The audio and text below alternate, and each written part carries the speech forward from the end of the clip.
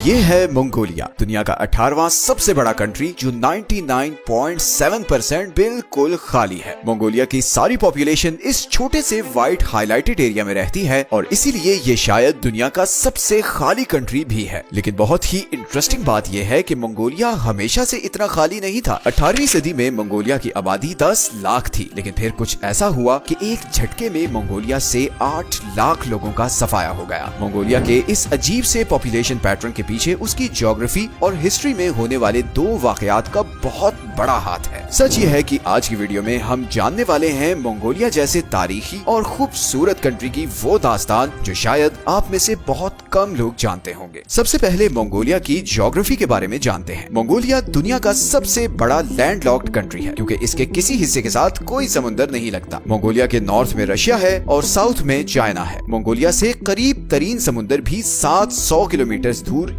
Yellow सी है और यही वजह है कि इंडियन और पैसिफिक ओशन से आने वाली मॉनसून विंड्स बहुत कम यहाँ तक पहुँचती हैं और इसी वजह से मंगोलिया की सारी सदर्न साइड पर रेगिस्तान है और यहीं पर एशिया का सबसे बड़ा और दुनिया का 5वां सबसे बड़ा गोबी डेजर्ट भी है। ये रेगिस्तान अपने आप में एक बहुत बड़ी मिस्ट्री है। यहाँ पर एक्सट्रीम मौसम होता है। सर्दियों में टेम्परेचर -38 डिग्रीज तक गिर जाता है और गर्मियों में 42 डिग्रीज तक पहुँच जाता है। यही गोबी डेजर्ट मंगोल एम्पायर का स्ट्रेटेजिक सेंटर भी रहा है। चंगेज खान की सारी मिलिट्री कैंपेन्स इसी रेगिस्तान से बाकी दुनिया को जाती थी और इन्हीं टफ कंडीशंस की वजह से मंगोल वॉरियर्स दुनिया में सबसे टफ और खूनख्वार माने जाते थे। गोबी डेजर्ट के बारे में ये भी मिथ मशहूर है कि चंगेज खान इसी डेजर्ट में कहीं दफन है। इस सदर्न साइड के खुश्क होने की एक बहुत बड़ी वजह ये भी है कि मंगोलिया हर तरफ से बहुत ऊंची माउंटेन रेंजेस में घिरा हुआ है। इधर साउथ में हिमालयाज और फिर ये कुनलन माउंटेन रेंज है जो इस तरफ से आने वाली बारिश की हवाओं को रोकती है। इसी तरह वेस्टर्न साइड पर एल्टाई माउंटेन रेंज है जो वेस्टर्न साइड से आने वाले बादलों को रोकती है। तो अब होता यह है कि सदर्न और वेस्टर्न साइड से आने वाली हवाएं इन ऊंचे पहाड़ों पर ही बारिश बरसाती हैं और मंगोलिया की वेस्टर्न और सदर्न साइड पर बस खुश्क और ठंडी हवा ही पहुंचती है और इसीलिए ये जो वेस्टर्न और सदर्न मंगोलिया है ये रहने के काबिल ही नहीं है और हमेशा से ये ऐसे ही खाली रहा है। अब आते हैं नॉर्दर्न साइड की तरफ। यहाँ पर 3 माउंटेन रेंजेस हैं। एक है खौफ्सगोल माउंटेन रेंज, उसके नीचे है खानगाई माउंटेन रेंज और फिर ईस्टर्न साइड पे है खेंटी माउंटेन रेंज और ये तीनों माउंटेन रेंजेस मिलकर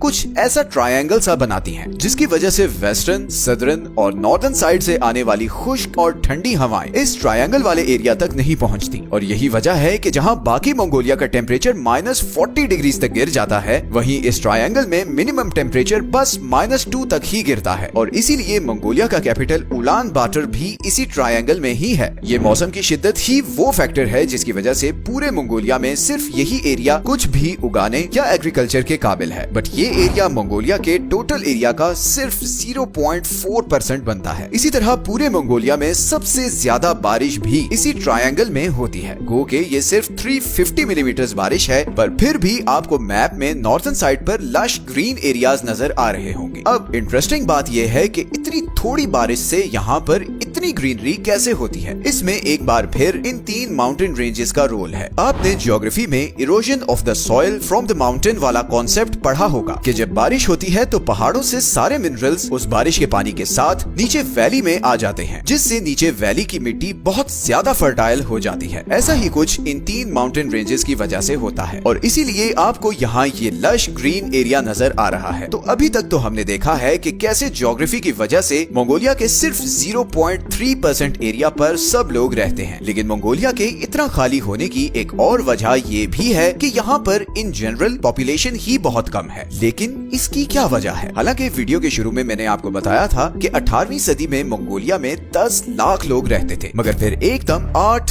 लाख लोग मतलब मंगोलिया की 80% पॉपुलेशन खत्म हो गई और सिर्फ 2 लाख लोग बच गए और तब से लेकर आज तक मंगोलिया की पॉपुलेशन ग्रोथ वो रेट अचीव नहीं कर सकी जो 18th सेंचुरी में था। तो आखिर ऐसा हुआ क्या था 18वीं सदी में? ये कहानी शुरू होती है साल 1200 से जब मंगोलिया कुछ ऐसा दिखता था और यहाँ पर चंगेज खान का राज था और ये राज पैसिफिक से कैस्पियन सी और रशिया से लेकर तिब्बत तक फैला हुआ था। लेकिन फिर चंगेज खान के मरने के बाद ये पूरी मंगोल एम्पायर छोटे छोटे पार्ट्स में बट गई। अब मंगोल्स बरसों वॉर्स और खून खराबा करके थक चुके थे और वो अमन की तलाश में थे और ये वही टाइम था जब बुद्धिज्म इधर इंडिया से फैलता हुआ इधर सेंट्रल एशिया तक तक पहुंच चुका था। बहुत सी मंगोल एम्पायर्स बुद्धिज्म से इम्प्रेस होकर उसे इम्ब्रेस करती गई। आज का मंगोलिया जो उस वक्त जंघार डिनेस्टी के कंट्रोल में था, वहाँ भी बुद्धिज्म तेजी से फैलने लगा और ऐसे ही कई 100 साल गुजर गए। फिर 1636 में इधर north eastern Chinese province Manchuria में चिंग डिनेस्टी की शुरुआत हुई। चिंग मंगोलों के खून के प्यासे थे क्योंकि बरसों मंगोलों ने उन पर राज किया था और उनकी जमीन भी हथियाई थी। अगले सिर्फ 50 सालों में ये चिंग डिनेस्टी नॉर्दर्न चाइना और सदर्न मंगोलिया को कॉन्कर करते हुए इधर जंघार डिनेस्टी के बॉर्डर तक पहुंच गई। जंघार डिनेस्टी इस वॉर के लिए रेडी नहीं थी क्योंकि इतने साल बुद्धिस्ट आइडियोलॉजी में गुजारने के बाद वो किसी भी वॉर के लिए रेडी नहीं थे और इसीलिए 1755 से 1757 के बीच चिंग डिनेस्टी ने जंघार डिनेस्टी को लगातार वॉर्स में शिकस्त दी और 8 लाख लोगों को मार डाला। इस वाक़ये को आज भी जंघार जेनोसाइड के नाम से जाना जाता है। इसके बाद मंगोलिया पहले चिंग डिनेस्टी और फिर सोवियत यूनियन के कंट्रोल में रहा, मगर उसकी पॉपुलेशन ग्रोथ दोबारा कभी रिकवर नहीं कर सकी और जाहिर है इसकी एक वजह तो 8 लाख लोगों का मारा जाना था और दूसरी वजह थी बुद्धिज्म। मंगोलों में बुद्धिज्म अडॉप्ट करने का सबसे बड़ा नुकसान ये हुआ कि हर 3 में से एक मर्द मंक बन जाता था और वो सारी जिंदगी शादी नहीं करता था। गो के सोवियत यूनियन ने बहुत सी पॉलिसी से इस बर्थ रेट को बढ़ाने की बहुत कोशिश की और वो बहुत हद तक कामयाब भी हो गया। शादीशुदा कपल्स को कैश फंड और कुछ केसेस में तो घर भी दिए जाते थे और इसी वजह से वर्ल्ड वॉर 2 के बाद से मंगोलिया में बर्थ रेट लगातार बढ़ता गया है। लेकिन फिर भी मंगोलिया को जो घाव 18th सेंचुरी में लगा था